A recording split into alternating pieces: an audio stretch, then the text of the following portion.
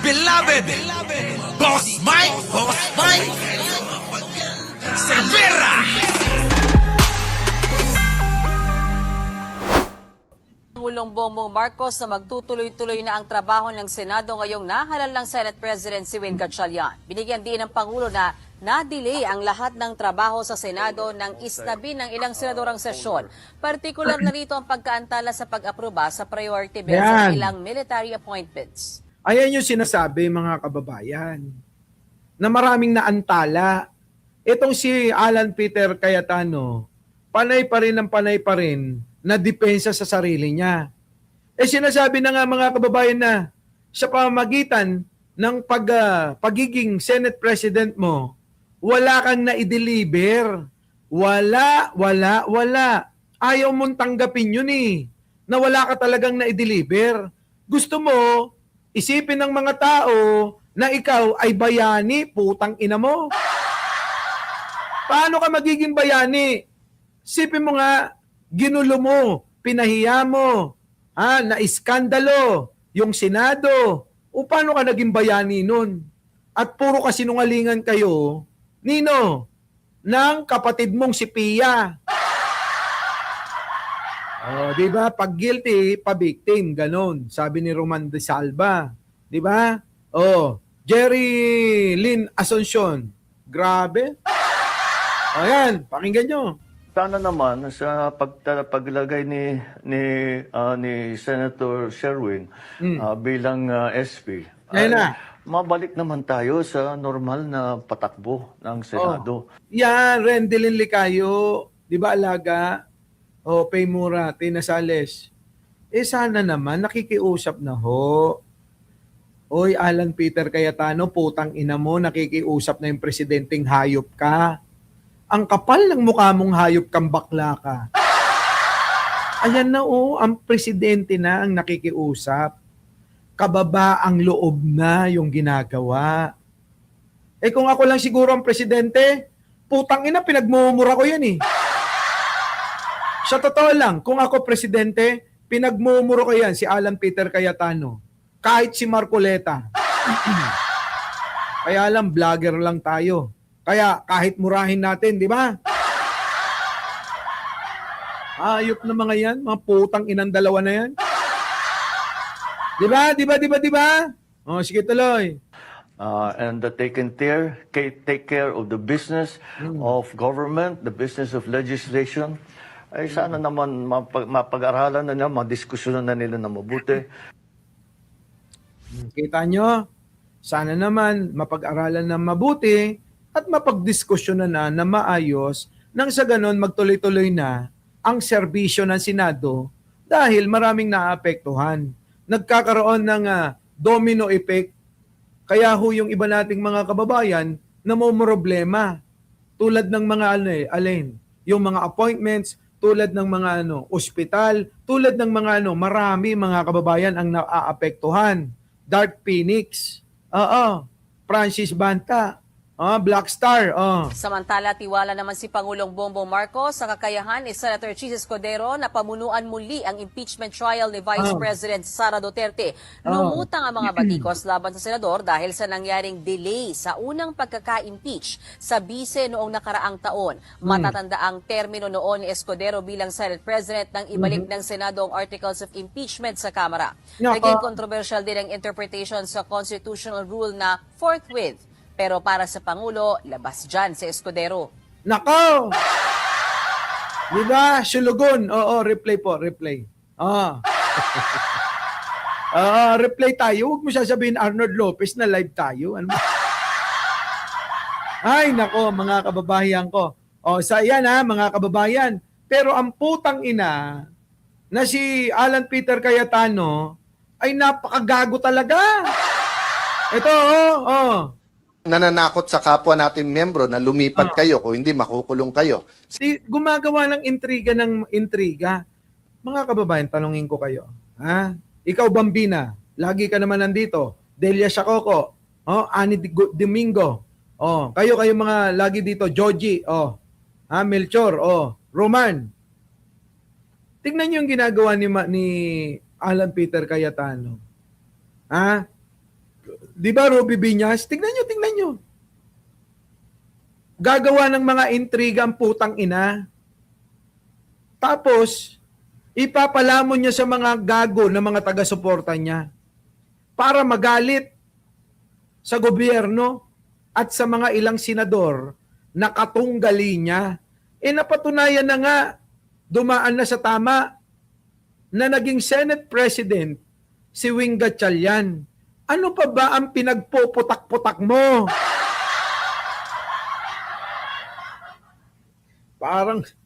Parang si Aplas ka, putok ng putok. Ito naman, putak ng putak. Bakla, di ba?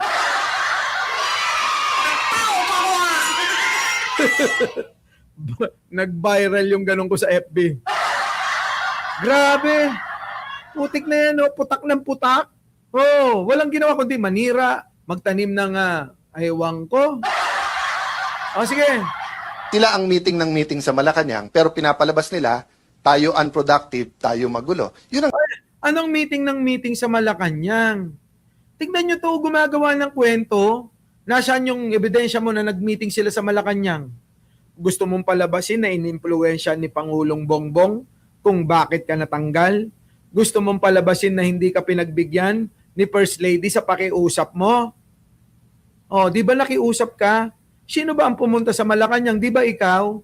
Sino ba lumapit kay First Lady? Di ba ikaw? Yun ang may ebidensya. Pero mga kababayan ko, sasabihin niya, yung mga majority ngayon na senador, meeting daw sa Malacanang, hindi ho totoo yun. Sapagkat laging nasaan? Sa Senado. Itong mga senadors, kayo ang wala. Baka naman kayo yung nakikipag-meeting sa Malacanang at nakikipag-negotiate kung magkano Korean. Nagiging Koreano kayo, di ba? Nako, Alan Peter Cayetano, tumigil ka na, parang awa mo na. Hindi na nakakabuti ang mga ginagawa mong hayop ka. strategy nila.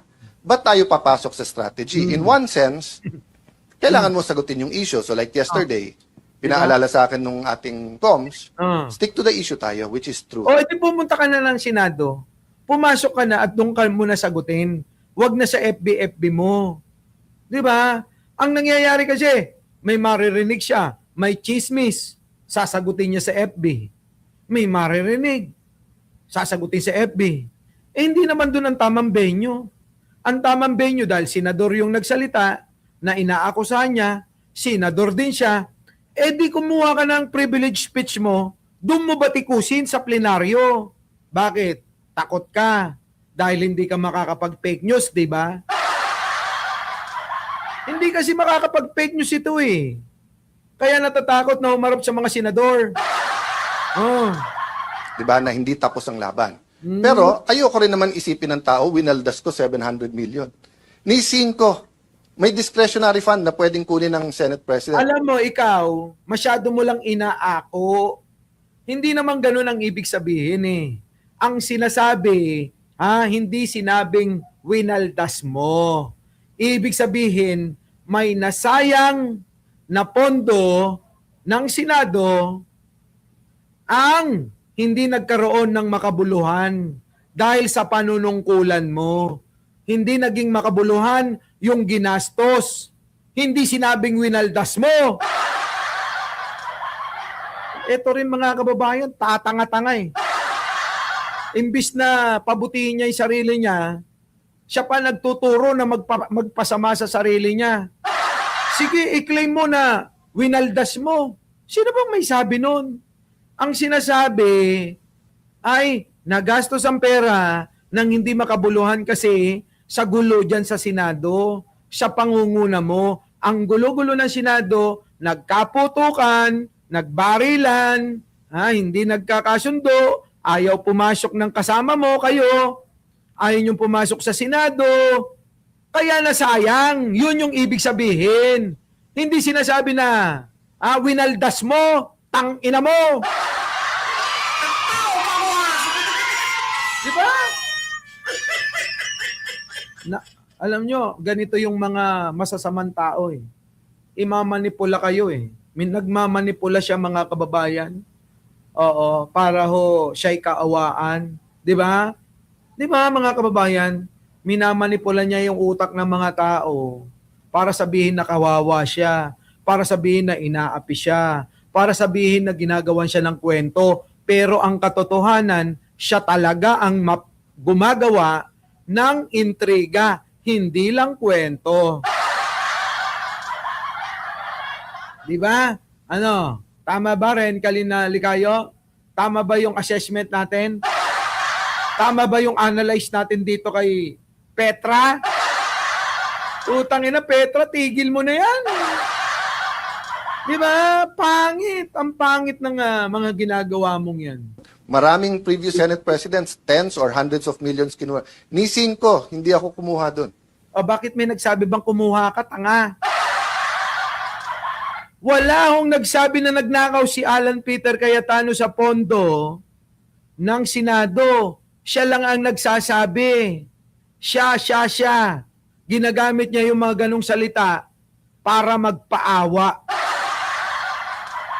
Di ba? Siya lang ang nagsasabi ng ganyang mga salita para magpaawa. Ano natuuto niyan? Di yung mga DDS, kasi yung mga DDS, mga bobo, tanga, mga mangmang. Tingnan nyo mga kababayan, sample lang ko kayo. Isang sample. Tulad niyan, sino to yung abogado? Si Baluktot. Tingnan nyo Anong ginawa ni Baluktot? Di ba nagsino-sinungaling? Ididamay, sino? Si Kiko Pangilinan, Sharon Cuneta.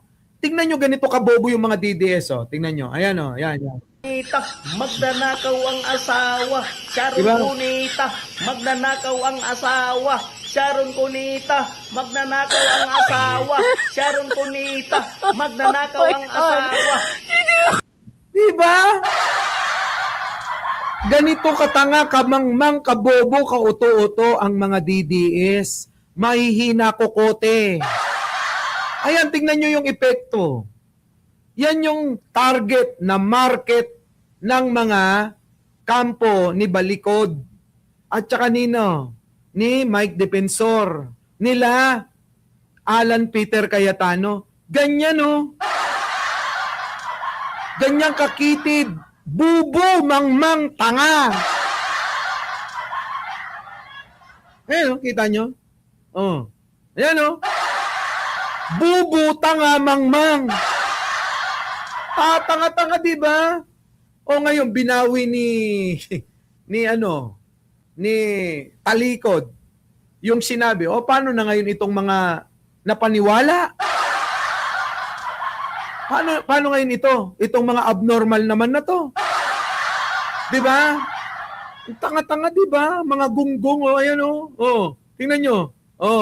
Sharon Cuneta, magnanakaw ang asawa. Sharon Cuneta, magnanakaw ang asawa. Sharon Cuneta, magnanakaw ang asawa.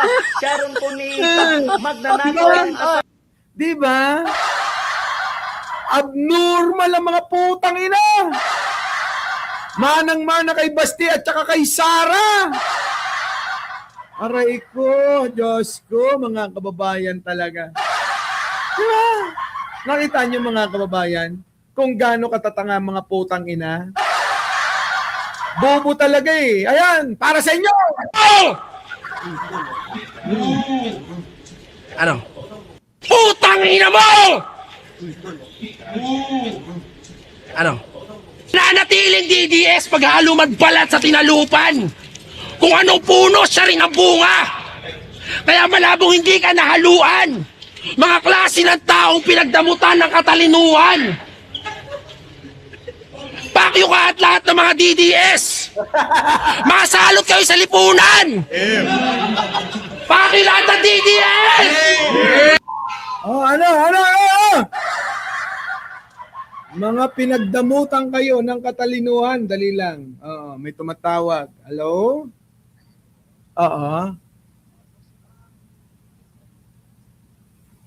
Kompleto. Hindi ko kaya, boss. Hindi ko kaya. Yung papupuntahin nyo ako kung saan-saan, puntahan nyo ako sa bahay. Pasensya na, ha. Oo. May trabaho lang ako, sandali. Tawagan mo ako mamaya, ha? Okay, bye. Ano? Di ba mga kababayan ko? Yeah. Ano? Isa pa. Oy! Nasaan na yung mga DDS? Pasok! Putang ina mo!